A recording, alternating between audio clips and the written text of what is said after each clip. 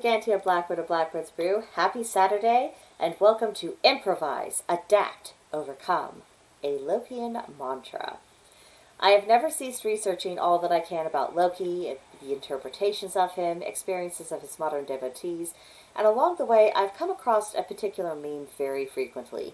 It's that elfish depiction of Loki that you saw on the title page.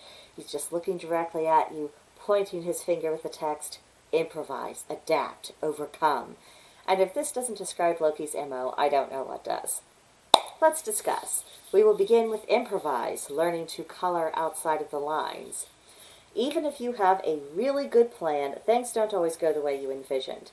The building of the Wall of Asgard is one example of this. In order to get the Aesir off the hook, and to avoid the wrath of Freya, always good to avoid her wrath, Loki had to get creative with his solutions, and he wasn't afraid to follow through and do the necessary, if a bit icky thing.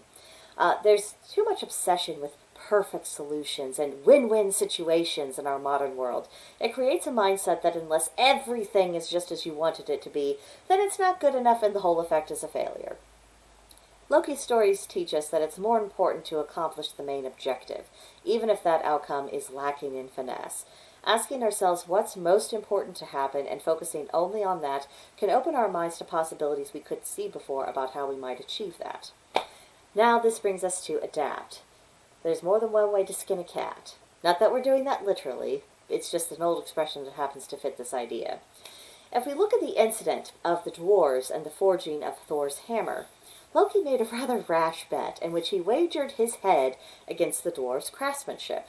He did his best to distract them, but their final results did come up to standards, and the dwarves were absolutely gleeful at the prospect of removing Loki's head from his shoulders. However, Loki pointed out to them that while they had the right to his head, they had failed to gain the right to his neck, and so it was impossible for them to collect the head. And then, long story short, the dwarf sewed his lips shut, and Loki did he did owe them something, and I guess that served as compensation. But this is the incident that earned Loki the moniker of Scarlip.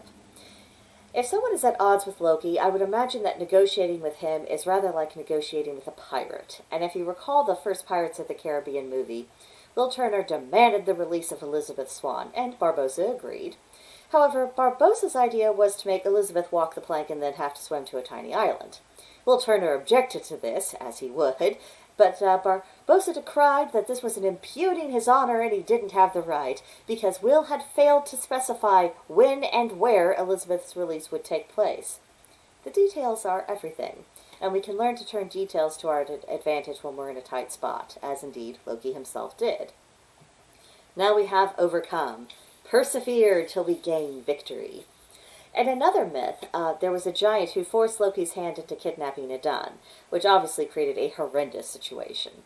But that was not the end of the matter. Just as Loki took Dun away from the Aesir, he was also the one who brought her back and saw that this situation was righted.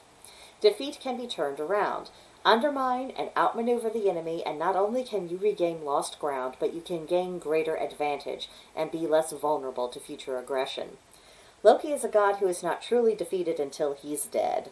And even then, don't count on him not to be reborn with gusto and to begin the cycle all over again. The power of chaos is the same as the power of the phoenix. It's rising from the ashes of death and surging back into life. We can strive to do the same in our own lives. Now, I've taken to repeating improve, adapt, improvise, adapt, overcome in meditation. When I'm facing obstacles, even if I get writer's block and I'm trying to prepare content for the channel, the Discord group, and the muse is not speaking to me.